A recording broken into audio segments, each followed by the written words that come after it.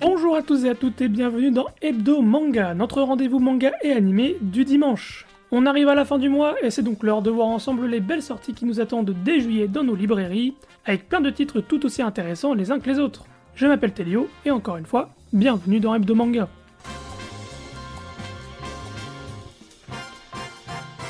Le mois de juillet est, comme chaque année, l'un des mois les plus importants en termes de sorties en France, avec le déroulement du plus grand salon dédié au manga, à l'animation et à la culture japonaise, à savoir la Japan Expo. Tous les ans, les éditeurs font en sorte d'avoir des grosses sorties pour l'édition annuelle, permettant ainsi une promotion simple liée aux goodies sur les stands, mais également pour profiter de la vague de visiteurs pour vendre leurs licences. Cette année ne fait pas exception, et laissez-moi donc vous présenter les nouveautés manga à surveiller pour ce mois de juillet en France. On commence par un auteur que l'on connaît bien en France car Boichi est de retour chez nous, ainsi que chez la maison d'édition Doki Doki, avec son nouveau manga The Marshall King.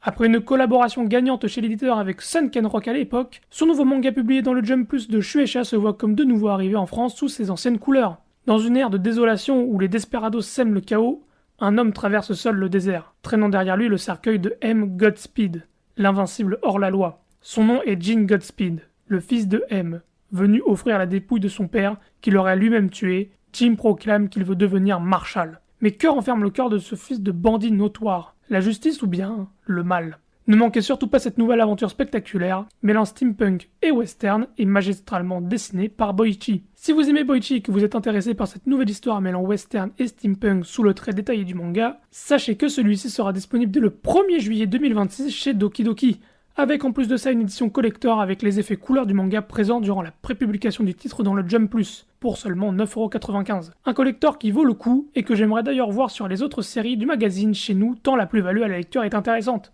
Ensuite, le 1er juillet signe également le retour de la saga de science-fiction populaire Ghost in the Shell aux éditions Glénat avec son coffret intégral. Dans un Japon entièrement régi par des réseaux informatiques, voici les aventures du Major Kusanagi et de Batu au sein de leur unité d'intervention.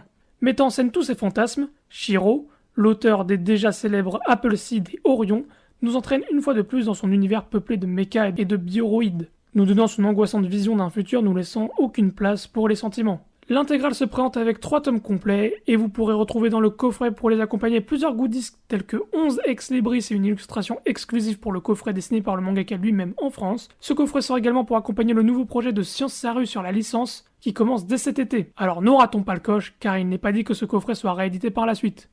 Basculons maintenant du côté de Kiun avec Harimaru, un ancien assistant de Yusuke Murata, qui lance sa série originale chez eux avec Suicide Red. Une collaboration exclusive avec la France, comme Kiun a déjà l'habitude de le faire depuis quelques années maintenant, avec notamment Tsugumi Project ou encore les mangas de l'auteur Shiro Kuroi.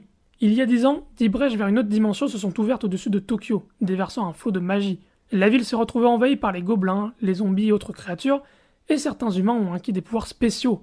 Madoka en fait partie, elle manie les flammes, et se blesse souvent au passage, au point d'être surnommée Suicide Red. La jeune fille gagne sa vie comme chasseuse de trésors, mais rêve d'entrer dans des brigades chargées de pires monstres, ceux de souterrains fermés au commun des mortels. C'est là qu'elle a perdu la trace de son grand-père, sa seule famille restante. Coup de chance ou malédiction, une mission l'amène en plein cœur de la zone interdite, face à une hydre gigantesque. Avant de chercher son aïeul, il faut d'abord sauver sa peau. Plongé dans les souterrains de Tokyo, capitale des monstres et de la magie. C'est une sortie qui a été très anticipée par Kiun, car l'annonce de ce titre remonte maintenant à plusieurs mois, et on peut dire qu'ils mettent toutes les chances de leur côté avec notamment la venue du mangaka à Japan Expo. Les dessins ont l'air super, à voir si l'histoire sera tout aussi convaincante pour en faire un succès aussi bien critique que commercial chez nous. Et pourquoi pas viser le Japon par la suite. Sortie prévue pour le 2 juillet aux éditions Kiun. Continuons avec l'un des derniers survivants du Jump qui débarque en France chez les éditions Kazé avec le manga Ultimate Exorcist Kiyoshi de Soichi Usui. Kiyoshi Arai est le plus puissant des exorcistes. Depuis que sa famille est morte, tuée par un démon, il n'a de cesse de s'entraîner. Plus question pour lui de perdre un être cher ou de laisser une personne connaître la même tragédie.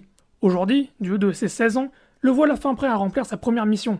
Seulement, il y a un hic. En plus d'être très timide, Kiyoshi est un trouillard de première. C'est le commencement d'une série d'exorcismes aussi palpitante que dramatiquement drôle. Shoichi Usui est un jeune auteur ayant commencé à faire ses armes aux côtés de Eiichiro Oda en tant qu'assistant de son manga, et ça se ressent. L'alliance action-humour omniprésente rappelle les débuts des aventures au chapeau de paille, mais les rapprochements s'arrêtent là car le mangaka a sa patte artistique propre qui lui ont permis de continuer à publier ses chapitres dans le célèbre Shonen Jump. Encore un manga d'exorciste, certes, moi-même le titre ne m'emballe pas des masses, mais vu les bons échos que j'en ai autour de moi, j'ai préféré l'inclure dans cette liste. Sortie simultanée des 2 premiers volumes le 8 juillet 2026, avec une édition collector pour le premier volume, contenant une jaquette réversible, une carte postale et un stand acrylique à effet holographique. Les débuts pour beaucoup de séries, certes, mais également la fin pour d'autres, avec notamment le dernier tome de l'édition Deluxe de Hellsing aux éditions Tonkam, dont le 5e tome vient conclure ce monument du manga d'action fantastique. En Angleterre, l'organisation secrète Hellsing agit pour protéger le pays des forces du mal, donc les vampires. Force de frappe de l'église protestante, ce groupe dispose d'une arme secrète des plus inattendues, Alucard, vampire surpuissant et apparemment invulnérable. Bientôt, un ennemi terriblement dangereux ressurgit du passé, relique du Troisième Reich. Il projette de propager la guerre et la désolation à travers le monde. Une édition très qualitative, on critique souvent Tonkam quand ils font des mauvaises choses, mais il faut aussi le dire quand le travail est bien fait, et cette édition complète d'Hellsing est la preuve qu'ils sont capables du meilleur s'ils y mettent les moyens.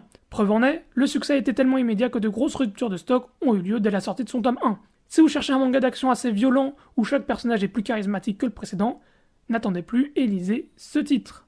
D'ailleurs, restons chez Tonkam avec la sortie d'une nouvelle édition de luxe pour un titre phare de leur catalogue, à savoir le survival game Alice in Borderland, manga original de la série Netflix à succès. Alice, Kalube et Chota, 3 potes, 3 rêveurs en décalage avec la société. Lorsqu'un feu d'artifice les projette dans un Japon parallèle, les voici contraints d'affronter des épreuves toutes plus terrifiantes les unes que les autres. Et il faut agir vite, intelligemment, efficacement, pour gagner un instant de repos. Et surtout pour rester en vie. Auront-ils le temps de percer les mystères de Borderland ? Un véritable classique des mangas de survie à énigmes, dont le phénomène récent Squid Game a converti une grande partie de la population. Alice in Borderland est un manga qui a su bénéficier de cette vague de popularité naissante pour son genre, lui donnant un statut très important dans la pop culture à la fois côté série, mais également côté manga. Une œuvre à découvrir ou redécouvrir avec cette nouvelle édition, dont le premier tome de luxe possédera une édition collector également, on empile les prestiges avec un bon fourreau pour le tome ainsi qu'un jeu de cartes à l'effigie de la série. Continuons avec un grand classique qui revient ce mois-ci également, chez les éditions Kana, avec la tant attendue édition Millennium de Yu-Gi-Oh! Qui arrivera le 10 juillet dans toutes les bonnes librairies de France.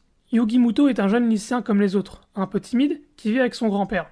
Après de multiples tentatives, Yuki parvient à résoudre les mystères du puzzle millénaire, se révèle alors être la seconde personnalité, sombre, qui sommeillait en lui. Mêlant astuce et magie, Yugi donne des leçons à ceux qui font fausse route. Découvrez ou redécouvrez les débuts des aventures de Yugi, dont les premiers tomes sont bien différents de ce que vous connaissez avec le jeu de cartes, avec au global une ambiance plus pesante et des enjeux plus importants, assez éloignés de l'infantilisation de la version animée si populaire aujourd'hui.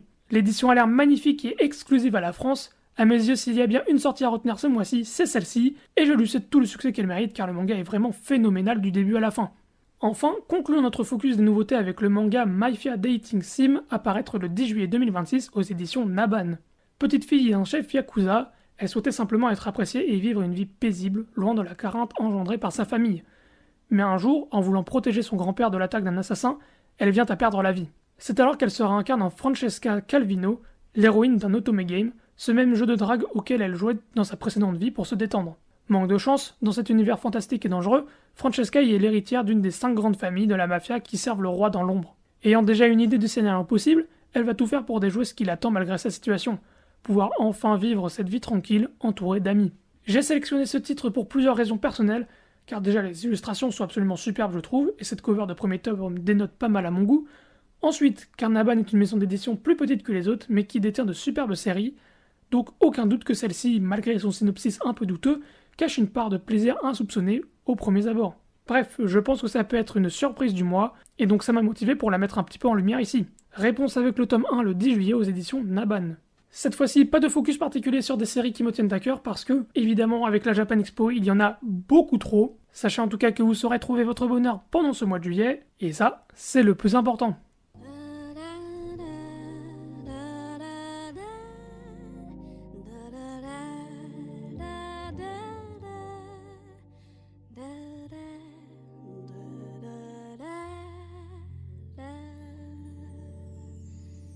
Et c'est ainsi que s'achève cet hebdo manga, j'espère qu'il vous aura plu. Si c'est le cas, n'hésitez pas à mettre un like, à partager et à vous abonner, je le dis jamais, mais ça me ferait très plaisir. La semaine prochaine, pour débuter juillet, on va parler shoujo avec Fall in Love False Angel. Je vous souhaite une bonne fin de journée et vous dis rendez-vous à dimanche prochain. C'était Léo, ciao!